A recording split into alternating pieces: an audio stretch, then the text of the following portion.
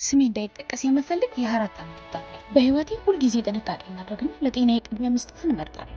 በተለይ ደግሞ የፍቅር ግንኙነት ውስጥ ስገባ። ከአብዲ ጋር የተዋወቅነው በአንድ ጓደኛችን ሰርግ ላይ ነው። አብዲ በጣም ጨዋ፣ ተግባቢና ስለ ሁሉም ነገር ግልጽ የሚመስል ወንድ ነበር። ብዙም ሳይቆይ ፍቅራችን እየጠነከረ መጣ። ከጥቂት ወራት በኋላ ፍቅራችን ወደ ጾታዊ ግንኙነት ከመሸጋገሩ በፊት አንድ ጥያቄ ቀረበለት። አብዲ እባክህ ሴክስ ማድረግ ከመጀመራችን በፊት ሁለታችንም የአባላዘር በሽታ ምርመራ ብናደርግ ደስ ይለኛል አልኩት። የአብዲ ምላሽ ግን ያልጠበቅኩት ነው። ትንሽ ሳቅ እያለ እኔን አታምኚኝም? ከአንቺ የምደብቀው አንዳችም ነገር የለኝም፣ ምልክት የለብኝም፣ ጤነኛ ነኝ አለኝ። የአብዲ ምላሽ ግን ያልጠበቅኩት ነው። በትንሽ ነገር ስለሚያኮርፍ እኔም ለመጨቅጨቅ አልደፈርኩም ነበር። የመጣው ይምጣ ብዬ ግንኙነት ጀመረ። ነገር ግን ግንኙነት ከጀመርን በሳምንት ውስጥ ያልተጠበቀ ነገር ተፈጠረ። በብልቴ አካባቢ ከፍተኛ የማቃጠል ስሜት፣ ማሳከክና ያልተለመደ ፈሳሽ መውጣት ጀመረ። መጀመሪያ የኢስት ኢንፌክሽን ይሆናል ብዬ ብገምትም ምልክቶቹ ግን እየባሱ ሄዱ። በጭንቀት ውስጥ ሆኜ ወደ ጤና ተቋም ሄጄ ምርመራ አደረግኩኝ። ዶክተሩ ምርመራውን ጨርሶ ውጤቱን ሲነግር ደነዘዝኩ።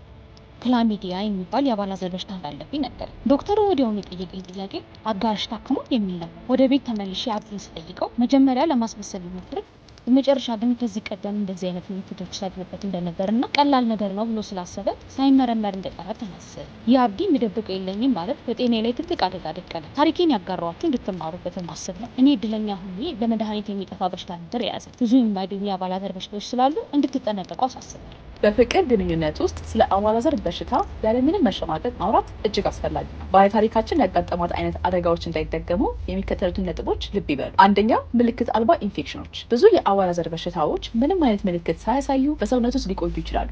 ምልክት የለቦትም ማለት በሽታ የለቦትም ማለት አይደለም። ሁለተኛ፣ የተሳሳተ በራስ መተማመን። አጋሮ ጤነኛ ነኝ ስላለ ብቻ ምርመራን ችላ ማለት ዋጋ ሊያስከፍል ይችላል። ብቸኛው ማረጋገጫ የላብራቶሪ ውጤት ብቻ ነው። ሶስተኛ፣ አብሮ መታከም። አንዱ ተመርምሮ ሕክምና ወስዶ ሌላኛው ካልታከመ በሽታው በመካከላችሁ የተመላለሰ ጤናችሁን ማወኩን ይቀጥላል። ስለዚህ ምን መደረግ አለበት? ምርመራን ባህል ያድርጉ። ማንኛውንም አዲስ ግንኙነት ከመጀመሪያው በፊት አብሮ መመርመርን እንደ ግዴታ ይቁጠሩት። ለራስዎ ታማኝ ሆኑ።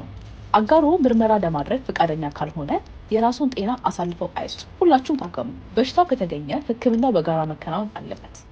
ያስታውሱ፣ ፍቅር መተማመንን ይጠይቃል። ጤና ደግሞ ማረጋገጫን ይፈልጋል። በማያውቁት ሁኔታ ጤናውን አደጋ ላይ አይጥሉ። ለተጨማሪ መረጃ ወይም ጥያቄ በውስጥ መስመር ያነጋግሩ። ሁሌም ለጤናው